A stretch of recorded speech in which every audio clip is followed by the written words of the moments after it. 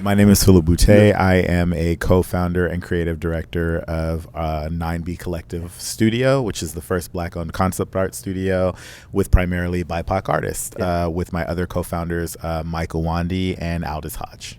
You made the intentional focus around doing 9B, and you knew it was going to be a lot of hard work, but you did it anyway. Why'd you do that? Just out of necessity Wow. and need. The more artists of color I talk to, the more I realize that even if we were spread out, the isolation that you sometimes feel is real, but also the experiences were almost identical. They were just in different fields. So it's like you're the only Black kid in your college, or in art school, or there's maybe two of you and you don't take the same classes, or you're now at this huge company and you're the only one. But it was funny because in the isolation, I found unity, which was we're isolated, but we're just not in the same place, meaning we're all doing the same job. We're spread out. So it was like there was a need to bring everyone together to realize that they weren't as isolated as they thought.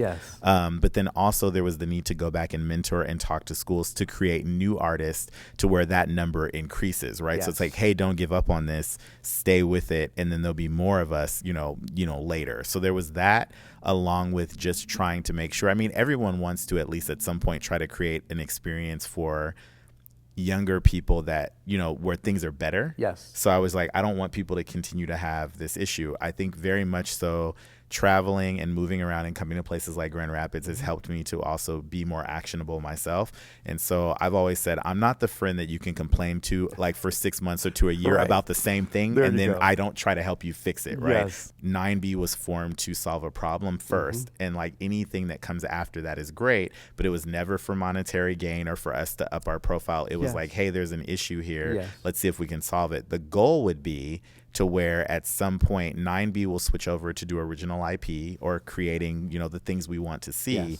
But I also continue to say that the goal of 9B would be to where a company like 9B no longer needs to exist.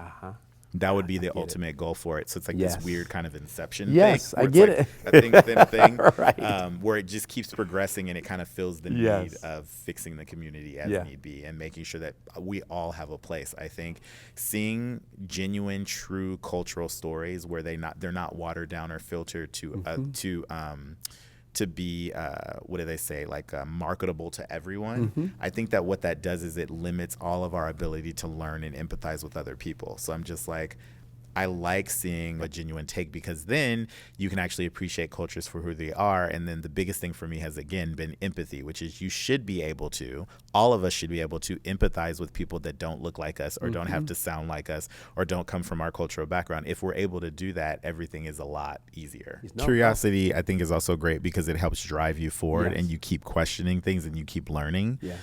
For me, it would be imagination and creativity, which is just the purest part, I guess, of the human condition, is being able to think things through and then come up with something and create, right? And I think the hardest part is with the onslaught of things like AI, it's like, how much of that do we allow before we kind of like, how much of it do you allow to take over just the pure of heart of pure creativity, which is, I don't want a computer dictating something to me. I want to hear your voice, or I want to hear what people have, or I want to see a translation. I talk about, I remember at some point someone saying AI is like exactly what you do. And I'm like, it's not exactly what I do. I always say be actionable. If you don't have work, make work. If you're not sure about something, go and learn. The key thing is just making sure that you are surrounding yourself with either like-minded people and or the information that you want to see in the world. And if you don't have it, go out and get it. I encourage kids all the time to go to the library, and they're like, what's that? And I'm like, the library, go to the library.